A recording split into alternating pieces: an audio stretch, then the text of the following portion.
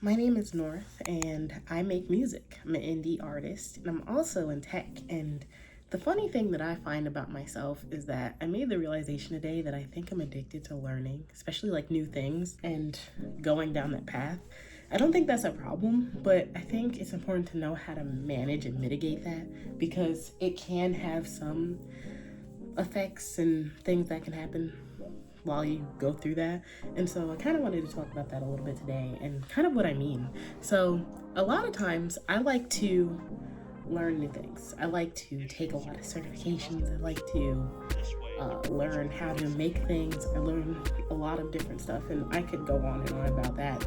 But there's a certain kind of way that I've been doing it to try and actually learn because the problem that can happen with that is that you try and learn so many things, you don't learn anything because you're like bouncing your focus around from one to the other, to the other, to the other.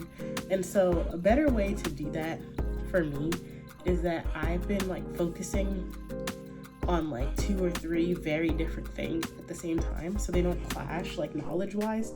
Like, and this is what I mean. Like, so if I am studying a certification for IT, and I'm also like wanting to do a second one, I won't study both of them at the same time because my brain just gets kind of fuzzy. So right now I'm going for the Security Plus, and then I'm also wanting to go for the Python entry level cert. And so I won't do them both at the same time because even though they are slightly different, one is Python, one is security, it's like my brain kind of gets split in half trying to do both if they're in a similar kind of area of expertise. Like two languages, it's hard for me to learn two languages at the same time because then I start to mix them and it gets confusing and jumbled, and then I don't learn as much as I could. So when I do learn multiple things at the same time, I typically will learn like one certification, one language, one physical activity, and I do them all at the same time. So it kind of helps with my boredom problem because I'm someone who gets bored very easily, and I know that about myself. I get bored doing the same thing over and over again, and I just want more fulfillment. I want to learn, I want to do things. And so like I'll read a lot and I'll take in different things like that. So right now, like taking my own advice, I'm learning more about cycling. I've been biking a lot. I did 17 miles today, very proud. But I'm biking, and I am learning my Security Plus certification, and I am also like learning Portuguese. So those are three very different things that don't mash up in my brain. I also like to learn things in multiple mediums. I like to write in a notebook and save things and look back on them when I'm not near anything digital. I also like to have like a little notepad on my computer, and I'll type in there and I'll learn like that. I'll also read books. I'll figure out different ways to learn. Something like a language, I'll do like an app, or like I'll do an app and then I'll do like flashcards and stuff like that. So I have like different ways and mediums to learn so that this one is fighting me right now. I have different like ways and mediums to learn so that I don't get bored, and it just helps differentiate what I'm trying to do. And when I'm learning, I don't do long spurts or long like time blocks for learning.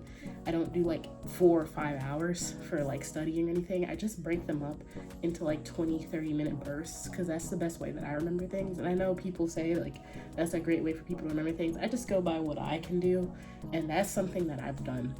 I take little breaks in between. I might swap between what I'm learning, and it just helps a little bit with being able to learn a lot because one of my goals is to be able to learn a lot of stuff. I want to learn new instruments. I want to learn new techniques for music. I want to learn how to make art, and all those things I typically do in that way just so that I can feel a little more, what's the word? Have a little more variety. And so like even learning how to do these YouTube videos and everything, I don't do them long periods at a time. I like do some editing and then I'll record. I don't do like super long recordings or anything. I just try and break it up.